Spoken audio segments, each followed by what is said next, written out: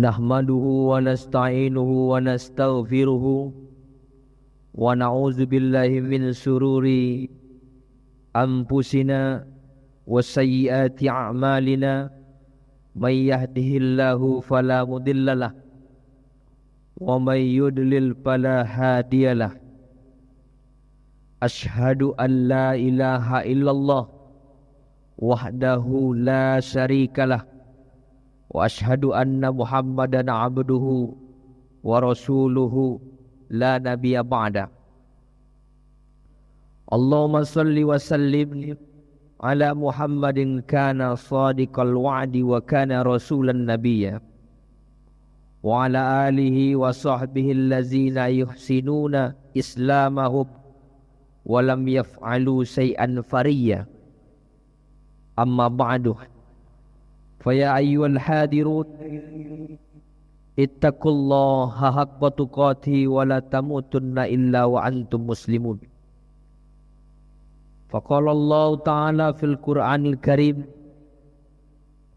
na'udzu billahi minasy syaithanir rajim. Bismillahirrahmanirrahim.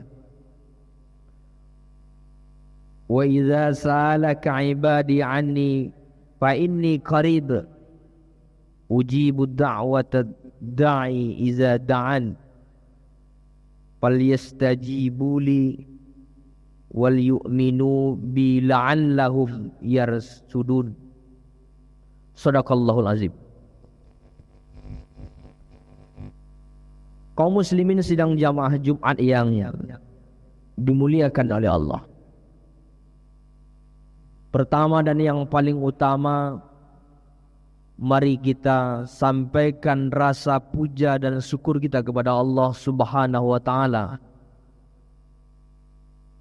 atas kenikmatan dan rahmat Allah kita bisa sampai ke masjid yang sangat kita cintai ini penuh dengan keimanan, insya Allah.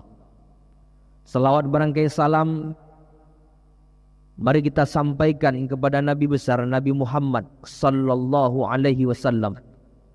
Allahumma salli ala Muhammad wa ala ali Muhammad. Assalamualaikum ya ayyuhan nabiyyu wa rahmatullah wa barakatuh minaz zulumati ilan nur. Kaum muslimin sidang jamaah Jumat yang dimuliakan oleh Allah. Sebelum khatib menyampaikan isi khutbah pada siang Jumat yang sangat berbahagia ini,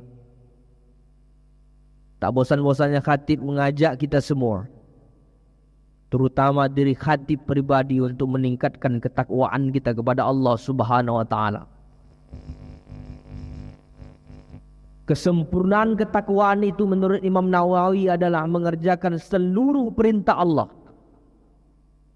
tidak melihat mana yang wajib, mana yang sunnah, menjauhi seluruh larangan Allah tanpa pandang bulu mana yang haram, mana yang makruh.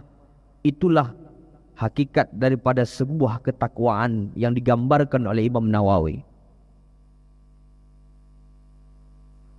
Kaum muslimin sedang jamaah Jumat yang dimuliakan oleh Allah.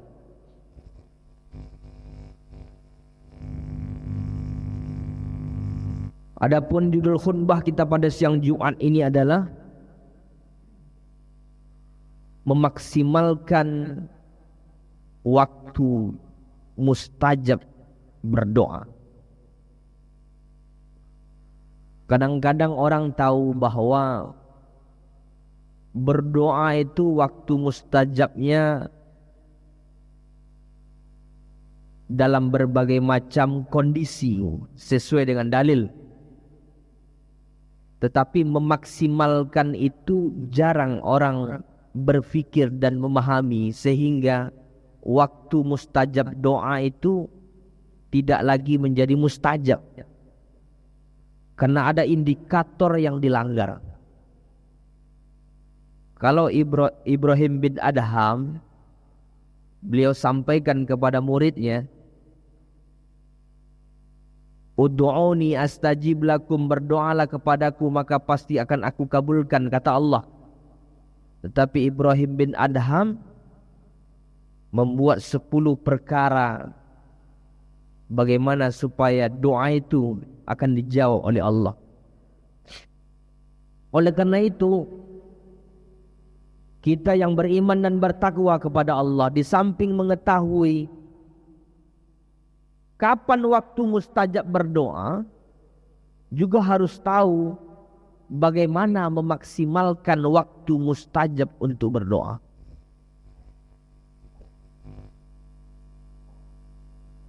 Bagaimana doa mau dikabulkan?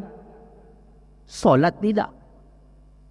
As-salatu imaduddin. Solat itu adalah tiang agama. Kita sudah solat, tapi istri kita kadang-kadang solat, kadang-kadang tidak. Waktu datang bulan normalnya 7 hari. Tapi demi untuk memperlambat solat, dia buat 10 hari. Siapa yang bertanggung jawab? Suami yang akan bertanggung jawab.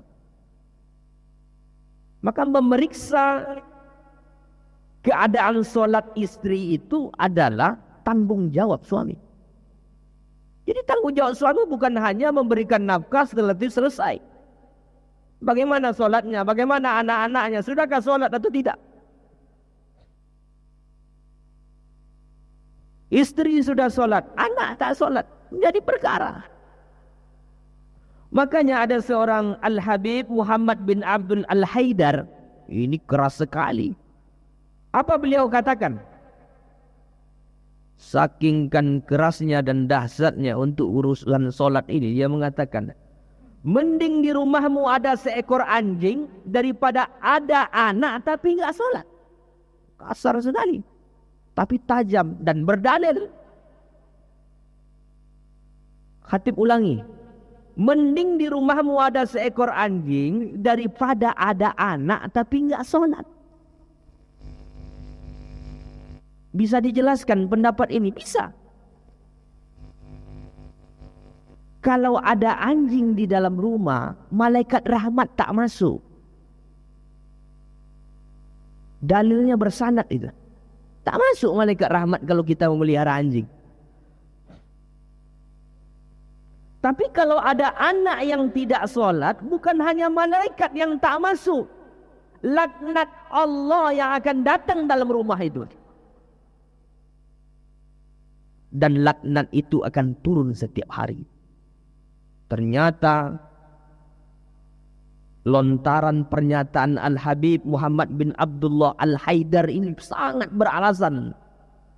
Begitulah pentingnya seseorang itu harus sholat. Perkara sholat bukan persoalan remeh. Ini adalah persoalan pondasi agama.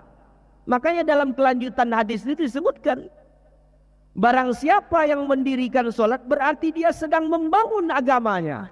Barang siapa yang tidak melaksanakan sholat berarti dia sedang menghancurkan agamanya. Jadi kalau ada anak-anak muda pada hari ini yang belum juga sholat, masih Jumatan saja sholatnya, zuhur tak sholat, asar tak sholat, mulai hari ini berazamlah Anda untuk melaksanakan sholat. Di mana saja berada. Ittaqillaha haitsuma kunta. Bertakwalah kepada Allah di mana saja berada. Mau mendaki gunung, mau ke pantai, mau berliburan, sholat. Barulah kalau sholat ini terpenuhi, berdoa seseorang dengan waktu-waktu mustajab, maka insya Allah doanya akan dikabulkan oleh Allah. Rabbi habli minas salihin. Tapi yang berdoa tak sholat, sesuatu yang sangat mustahil. Dia doakan anaknya untuk menjadi anak yang soleh, tetapi yang berdoa tak sholat. Ada 4 waktu, dan sebenarnya banyak waktu seseorang itu dikabulkan doanya oleh Allah. Tetapi dalam kali Jumat ini, khatib ingin sampaikan hanya beberapa waktu. Yang pertama, di waktu sujud. Dalam sebuah hadis riwayat Muslim disebutkan,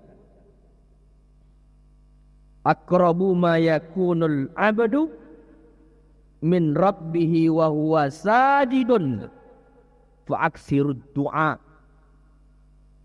Keadaan seorang hamba yang paling dekat dengan Rabb-nya adalah ketika dia sujud, maka perbanyaklah doa.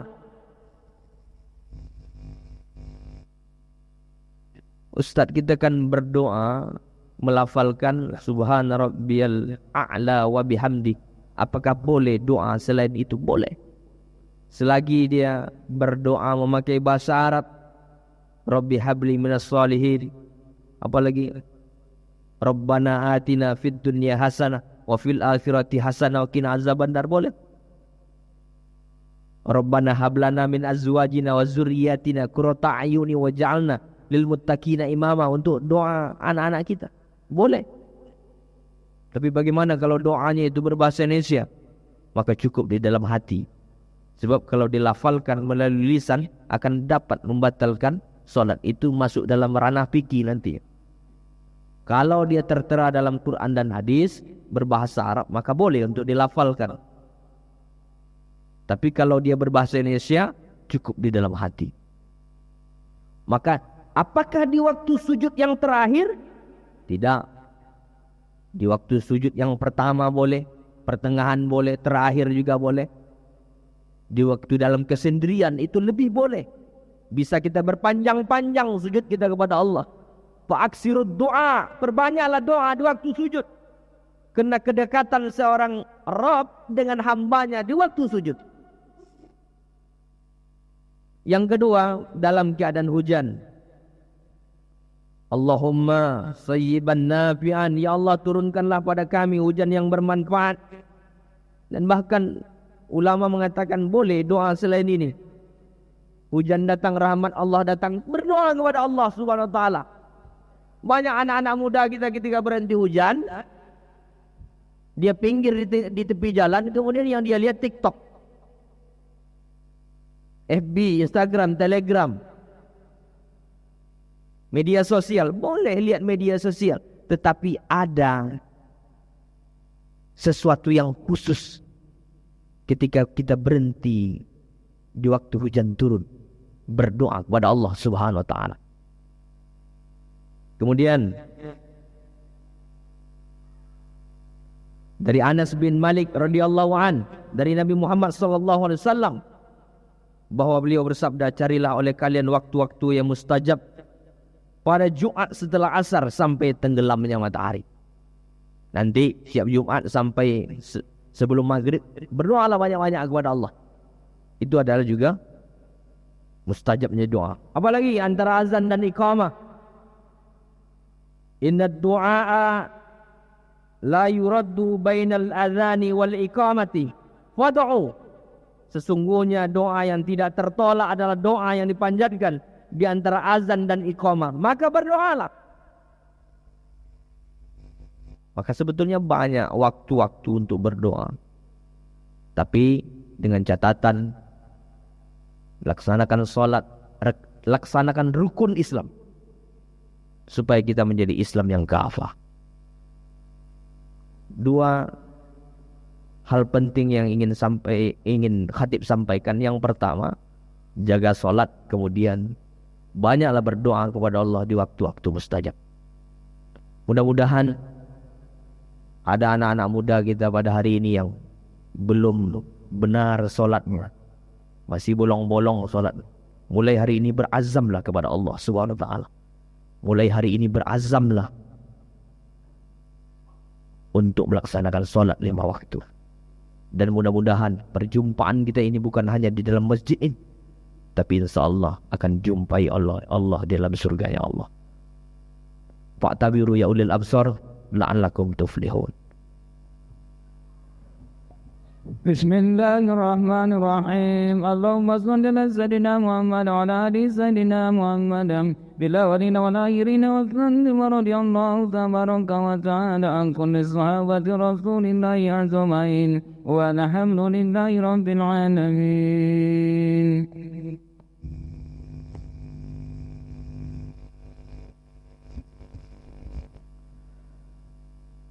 Alhamdulillah. Alhamdulillahi ala ihsanihi wa syukru lahu ala taufiqihi wa imtinanihi Ashhadu an la ilaha illallah wahdahu la syarikalah wa ashhadu anna Muhammadan abduhu wa rasuluhu da'i ila ridwanihi. Allahumma salli ala Muhammad wa ala alihi wa ashabihi wa sallim tasliman katsira. Amma ba'du, fa ya ayyuhan nas ittaqullaha haqqa tuqatih wa la tamutunna illa wa antum muslimun. Wa qala Allah ta'ala innallaha wa malaikatahu yusholluna 'alan nabi ya ayyuhallazina amanu sallu 'alaihi wa sallimu taslima. Allahumma salli ala Muhammad wa ala ali Muhammad kama shallaita ala Ibrahim wa ala ali Ibrahim wa barik ala Muhammad wa ala ali Muhammad kama barakta ala Ibrahim wa ala ali Ibrahim fil alamin innaka Hamidum Majid. Allahumma ighfir lil muslimina wal muslimat wal mu'minina wal mu'minat al ahya'i minhum wal amwat bi rahmatika ya arhamar rahimin. Allahumma iftah lana abwaabal afiyah wa abwaabal barakah wa abwaabal ni'mah wa abwaabal syiha wa abwaabal jannah innaka ala kulli syai'in qadir. Rabbana atina fid dunya hasanah wa fil akhirati hasanah wa qina azabannar. Ibadallah, innallaha ya'muru bil adli wal ihsan wa ita'izil qurba wa yanha 'anil fahsai wal munkar wal baghi ya'izukum la'allakum tazakkarun wazkurullaha al azim yazkurkum wa dahu yastajib lakum wa la zikrullahi akbar. Aqimus shalah.